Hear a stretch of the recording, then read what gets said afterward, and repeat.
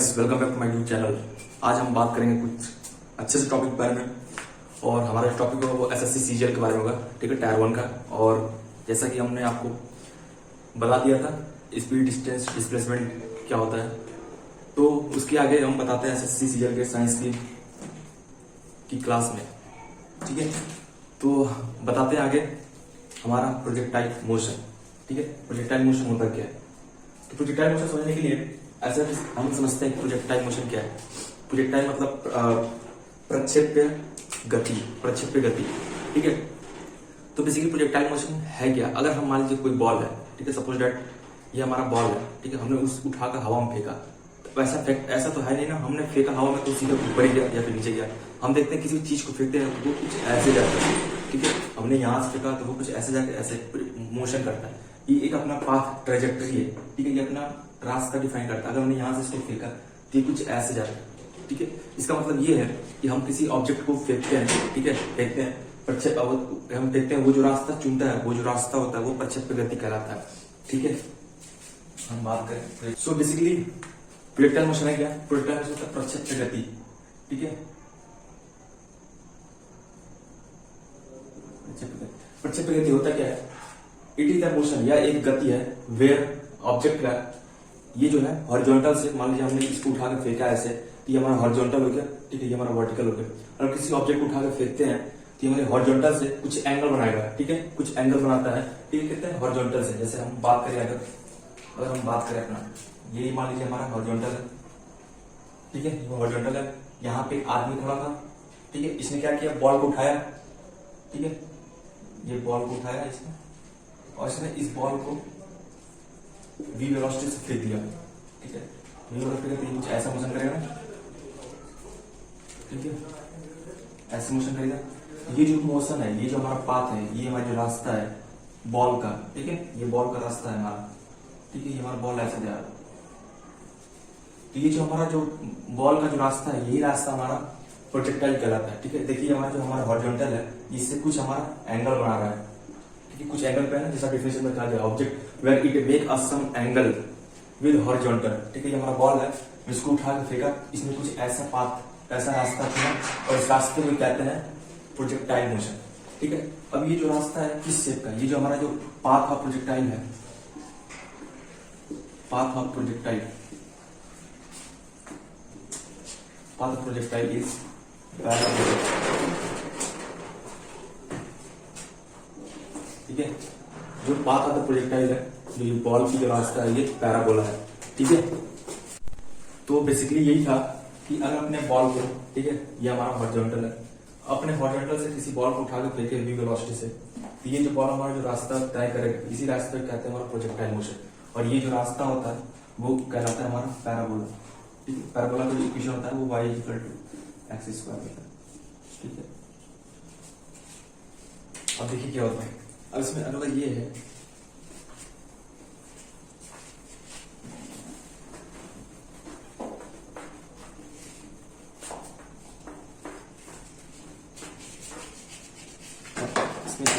अगर मान लीजिए हमारा ऑब्जेक्ट है ये हॉरिजॉन्टल, ठीक है, ये हमारा बॉल है, हमने इसको उठा कर फेंका v वेलोसिटी से, इसने जो पाथ कवर किया ऐसे किया, ठीक है, हमने एक्सिस ड्रॉ करें, ठीक है, ये हमारा एक्सिस होता है, ये हमारा वाई हो जाता है, ठीक है। अगर हमें इस बॉल को इतना तेज फेंके कि हमारा हॉरिजॉन्टल डिस्टेंस कवर कर ले, मतलब इसको उठा के हम इसको और तेज फेंके v डैश से कि हमारा जो ये हमारा पाथ है वो और बड़ा हो जाए, ठीक है। तो ये रास्ता बढ़ाने के लिए, ठीक है, अगर ये हमारा हॉरिजॉन्टल रेंज, ये जो नीचे का है इसे, ये जो रेंज इसे कहते हैं अपना रेंज, ठीक है। ये जो हॉरिजॉन्टल डिस्टेंस होता है यहाँ से लेकर यहाँ तक बॉडी कवर किया, ये जो हमारा डिस्टेंस होता है इसे रेंज कहते हैं, ठीक है। अगर इस रेंज को बढ़ाना है तो क्या करना पड़ेगा, ये जो हमारा जो थीटा है, ठीक है, हमारा प्रोजेक्टाइल से हॉरिजॉन्टल के बीच में जो थीटा बन रहा है, ये थीटा कितना हो कि हमारा रेंज जो है वो सबसे मैक्सिमम हो जाए, ठीक है। और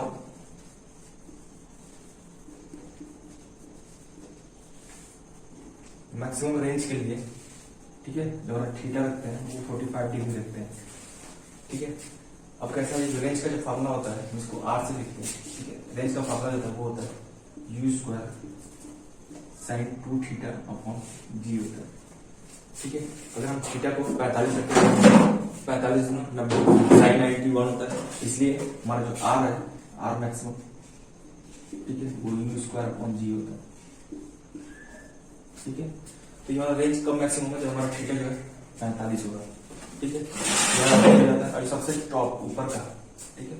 और ऊपर की बात करें, ये जो हाइट, ठीक है, ये जो होता है हमारा एच मैक्स होता है, कितना हाइट ऊपर किया, जैसे ऐसे जा रहा है ऐसे, तो कितना हाइट ऊपर किया उसको ऐसे नीचे आया, जो हमारा जो ऊपर हाइट होता है हॉरिजॉन्टल से बीच का डिस्टेंस था वो एच मैक्स कहते हैं, मैक्सिमम हाइट, ठीक है। उस मैक्सिमम हाइट फॉर, अगर हम ये मैक्सिमम हाइट को ऊपर ज्यादा रखना है,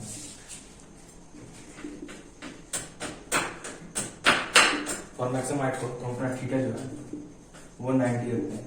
इसका मतलब अगर हम अपने मान लो हमारा बॉल है, अगर इसको सीधा करते 90 डिग्री, ठीक है, तो हमारा जो हाइट है वो सबसे ऊपर जाएगा, ठीक है। अगर हाइट को ज्यादा रखना है तो अपना थीटा को 90 रखेंगे। ये जो मैक्सिमम हाइट है एच वो जाता है U square sine square theta upon 2g होता है, ठीक है। अगर थीटा को 90 रखेंगे तो साइन स्क्वायर थीटा 1 हो जाएगा, एच स्क्वायर 2 हमारा एच मैक्स आएगा वो यू स्क्वायर अपॉन 2g होगा, ठीक है। और ये कब होगा, जब हमारा थीटा जो है 90 होगा। अगर थीटा 90 होगा तो बॉल क्या करें, सीधे बॉल को अपने ऊपर फेंक दिया, ऊपर फेंक क्या है हमारे हॉरिजॉन्टल की जो डिस्टेंस है वो 90 है, ठीक है। इससे जब बॉल जो जाएगा वो सबसे ज्यादा हाइट तक जाएगा, ठीक है।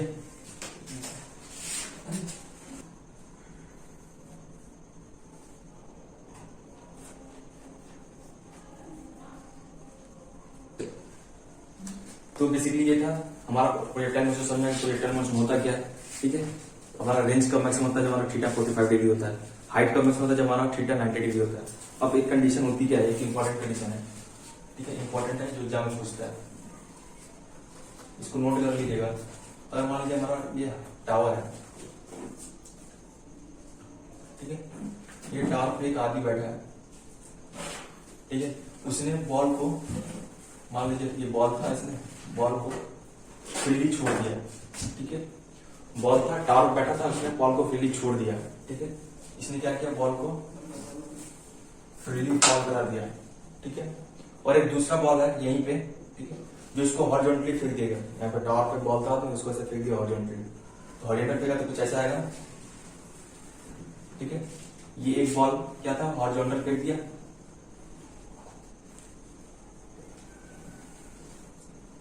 एक बॉल क्या था, उसने ऊपर से पकड़ा ऐसे छोड़ दिया फ्रीली, ठीक है।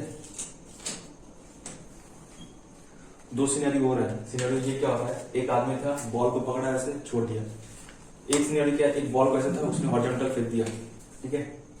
अब क्या होगा, ये जो दोनों बॉल है, एक फ्रीली छोड़ा गया और एक ऐसे हॉरिजॉन्टल छोड़ा गया, ये दोनों जब ग्राउंड पे आएंगे ना, जो दोनों ग्राउंड पे आएंगे वो एक साथ आएंगे। मान लीजिए ये हमारा ये है बॉल, ये बी बॉल है, तो बॉल ऑफ ए जो है वो बॉल ऑफ बी के बराबर होगा। इसका मतलब जो टाइम फ्रीली फॉल बॉल है छोड़ा गया जमीन पे आने के लिए, वही सेम टाइम लेगा कि बॉल हमको हॉरिजॉन्टल फेंक देंगे, ठीक है।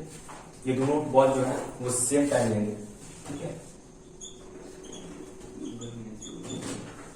सेम टाइम लेंगे, ठीक है। अब जो कंडीशन ये है कि बंद करना जरा, तो बेसिकली हो गया ये प्रोजेक्टाइल में व्हाट इज प्रोजेक्टाइल मोशन, ठीक है। उसमें 3 कंडीशंस हो गए, रेंज का मतलब बेसिकली आपने देख लिया प्रोजेक्टाइल मोशन। इससे आगे जो टर्म है वो है सर्कुलर, वो है सर्कुलर मोशन।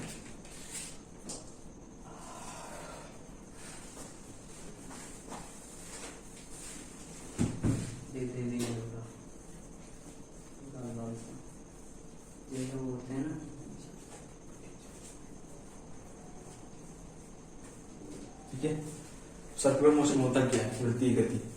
अगर कोई ऑब्जेक्ट को, ठीक है, पकड़ के सर्कल में घुमाते हैं ऐसे, ठीक है, वो जो गति करेगा उसे सर्कुलर मोशन कहते हैं, ठीक है।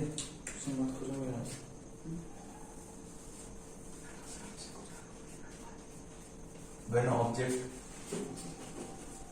moves along a circle, ठीक है। अगर कोई ऑब्जेक्ट सर्कल में घूम रहा है, जैसे क्या करते हैं, मान लीजिए एक हमारी है, ठीक है, इसको रस्सी में बांध दिया, रस्सी में बांध के उसे पकड़ा ऐसे घुमाए, वो जो मोशन करेगा ना ऊपर देखने पे, उसे कहता है सर्कुलर मोशन, ठीक है। जैसे मान लीजिए, समझा गया?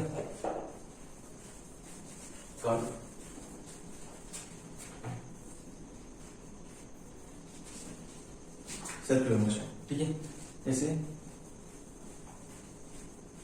ये है, ठीक है, हमने क्या किया, यहाँ पे एक आदमी था, ठीक है, इसने एक रस्सी को पकड़ा हुआ था ऐसे हाथ से, यहाँ पे एक हमारा पत्थर था, समझिए, पत्थर पर से रस्सी बांध दिया, उसने घुमाना स्टार्ट कर दिया, ठीक है, बी वेलोसिटी से। ये जो मोशन करेगा वो सर्कुलर मोशन करेगा, ठीक है। मान लीजिए बॉल यहाँ पे आया, यहाँ पे मूव करने लगा, यहाँ पे आया, यहाँ पे मूव करने लगा, ठीक है, ऐसे मूव करने लगा सर्कुलर मोशन से, ठीक है। ये जो रेडियस है वो आ रहा है, ठीक है, इसमें घूम सकता। अब ये सर्कुलर मूव कैसे किया, इसमें दो फोर्सेस आती है, ठीक है। एक सर्कल मूव कर रहा है, कुछ तो खास बात होगी इसमें, जो सर्कल मूव कर रहा है, तो खास बात ये है, अगर ये हमारा ऑब्जेक्ट सर्कुलर मोशन कर रहा है ना, तो इसकी अंदर है एक फोर्स लग रहा है, तभी ये अंदर की तरफ, तभी एक सर्कल मूव कर रहा है, ठीक है। ये चारों तरफ से ना एक फोर्स लग रहा है अंदर की तरफ, ठीक है। उस फोर्स को कहते हैं जो अंदर की तरफ लगता है। कभी आपने देखा होगा, अगर सर्कल से किसी ऑब्जेक्ट को घुमाते हो, तो आपके हाथ से घुमाते हो तो आपके हाथ में एक फोर्स टाइप का लगता है, ठीक है। वो जो फोर्स होता है उसे कहते हैं, वो जो अंदर की तरफ फोर्स लगता है ना, ठीक है, इस फोर्स को कहते हैं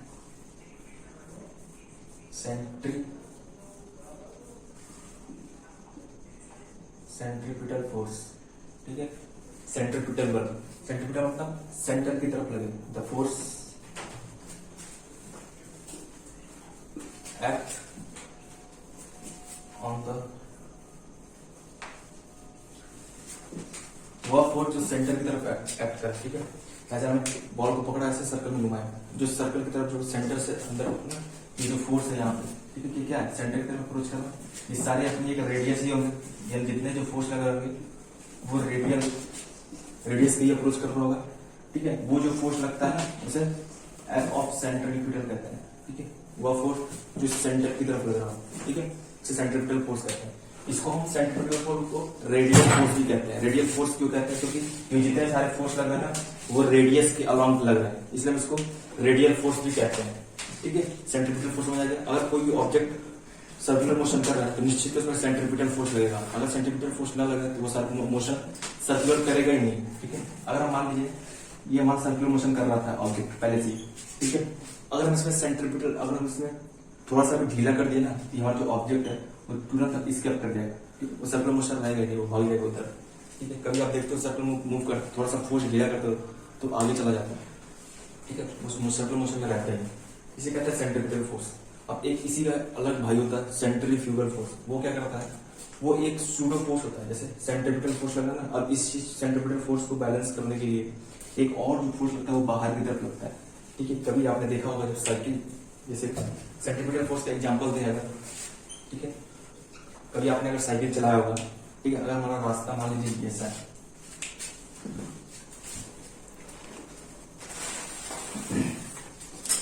अगर मान लीजिए हमारा रास्ता ऐसा है, ठीक है, ऐसे सीधे था, ठीक है, ऐसे मुड़ गया,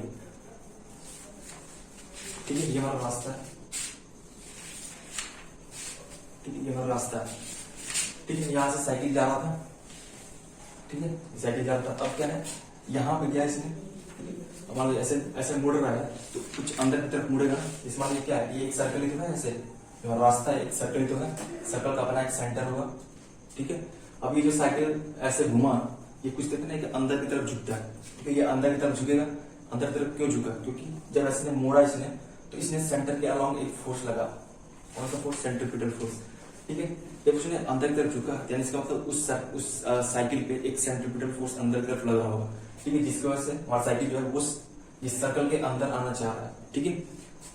इसलिए जो फोर्स लगता है वो सेंट्रीपिटल फोर्स लगता है, ठीक है। अब कभी आपने देखा जब साइकिल ज्यादा तेज कर देते हैं, तो हम जो ऐसे जैसे जैसे ना, अगर अपने स्पीड को ज्यादा तेज कर देते हैं, अगर स्पीड को ज्यादा तेज करते हुए घुमाते हैं, तो हमारा साइकिल है वो बाहर चला जाता है, ठीक है, रोड के बाहर गिर जाता है। वो जब रोड के बाहर गिरता है ना, तो उस समय रोड के बाहर एक फोर्स लगता है, उस फोर्स को कहते हैं सेंट्रीफ्यूगल, सेंट्रीफ्यूगल फोर्स। ठीक है, अब क्या समझना है, सेंट्रीफ्यूगल फोर्स क्या होता है? इट इज द फोर्स या फिर pseudo force act away from the centre. ठीक है, सेंटर से अवे या सर्कल से अवे। ठीक है, वो जो फोर्स लगता है सेंट्रीफ्यूगल फोर्स कहते हैं। ठीक है, सेंट्रीपिटल फोर्स समझ में आ गया, सेंट्रीफ्यूगल फोर्स समझ गया। सेंट्रीपिटल फोर्स क्या होता है? वो फोर्स जो सेंटर की तरफ लगे। ठीक है, ये हमने साइकिल का एग्जांपल दिया। अब सेंट्रीफ्यूगल फोर्स वह फोर्स जो सर्कल के बाहर लगे। ठीक है, जिसे सेंट्रीफ्यूगल फोर्स कहते हैं। ठीक है, यह एक फॉल्स फोर्स होता है। क्यों फॉल्स फोर्स होता है? क्योंकि एक बाहर फोर्स लगा। ठीक है, हमारे कंडीशन से नहीं है, इसलिए इसको सेंट्रीफ्यूगल फोर्स को हम सूडो फोर्स भी कहते हैं। ठीक है, सूडो फोर्स क्यों कहते हैं? सेंट्रीफ्यूगल फोर्स इस चीज को सेंट्रीपिटल फोर्स को बैलेंस के लिए लाया गया।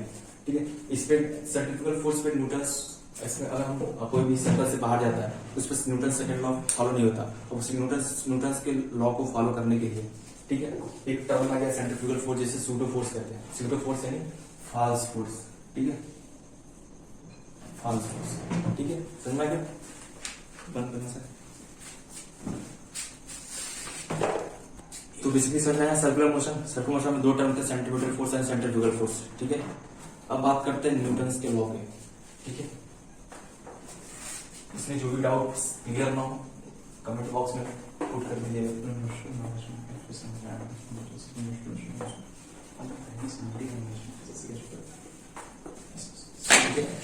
आगे हम बात करते हैं न्यूटन्स लॉज ऑफ मोशन। अच्छा ठीक है, न्यूटन्स लॉज ऑफ मोशन को पढ़ने से पहले एक टर्म करते हैं। न्यूटन्स लॉज ऑफ मोशन से पढ़ने से पहले एक बहुत पहले साइंटिस्ट हुआ करते थे, एरिस्टोटल। उनका नाम एरिस्टोटल पहले से कहते थे। अभी क्या है, इनका नाम क्या है, फैलेसी क्यों रहा? एरिस्टोटल उस जमाने में उन्होंने ये स्टेटमेंट दिया था, अगर कोई ऑब्जेक्ट, ठीक है, अगर वो मूव कर रहा है कॉन्स्टेंटली, ठीक है, if any object move with uniform velocity, अगर ऑब्जेक्ट को लगातार मूव करना है तो उस लगातार मूव के लिए उसे एक कांस्टेंट फोर्स चाहिए। ठीक है, बार बार फोर्स चाहिए। ठीक है, एरिस्टोटल ने क्या कहा? एरिस्टोटल ने ये कहा, अगर कोई ऑब्जेक्ट मूव कर रहा है, लगातार मूव कर रहा है, तो लगातार मूव करने के लिए उसको एक कांस्टेंट फोर्स चाहिए उस लगातार मूवमेंट के लिए। ठीक है, तब तक बात लोगों ने माना होगा। ठीक है, उसके बाद उन्होंने एक गैलीलियो साइंटिस्ट, ठीक है, उन्होंने इसे फेल कर दिया। उन्होंने ये कहा, ऐसा जरूरी नहीं है अगर कोई ऑब्जेक्ट मूव कर रहा है कांस्टेंट यूनिफॉर्म से, उसे कोई भी फोर्स की जरूरत नहीं है। ठीक है, उन्होंने सिद्ध किया, उन्होंने सिद्ध करके इसको गलत साबित कर दिया। इसे एरिस्टोटल फैलेसी कहते हैं। ठीक है, समझ में आ गया एरिस्टोटल फैलेसी क्या होता है? अब एक आए गैलीलियो।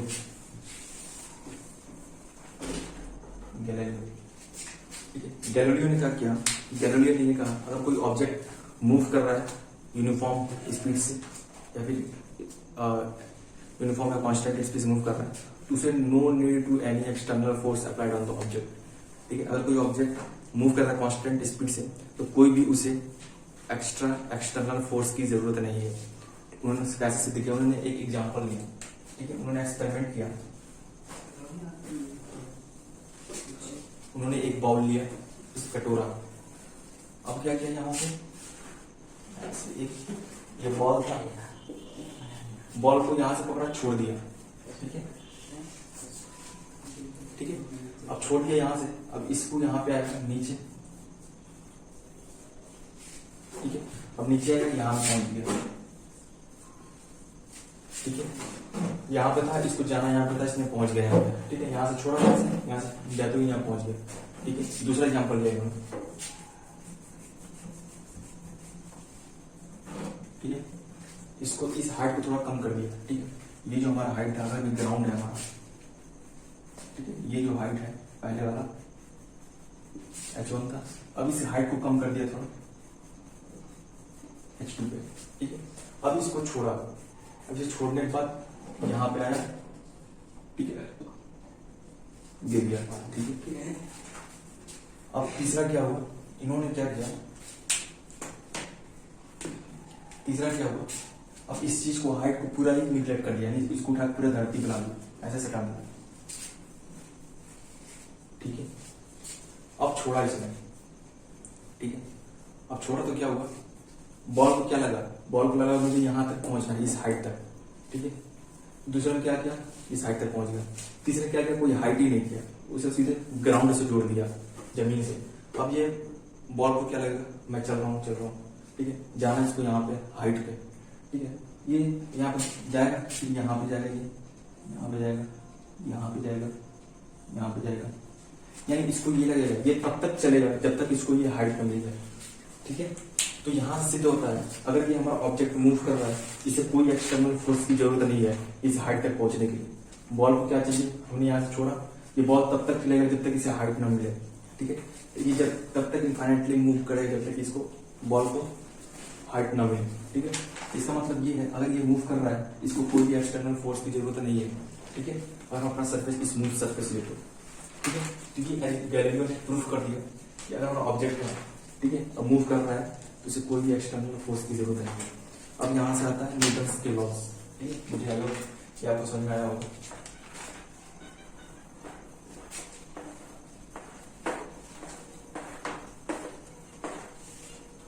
अब न्यूटन्स के लॉ की बात कल करेंगे। आई होप आपको वीडियो समझ में आया होगा। अगर समझ में आया तो लाइक, कमेंट और सब्सक्राइब जरूर कर दीजिएगा, ठीक है। मिलते हैं अगले वीडियो में, तब तक के लिए बाय।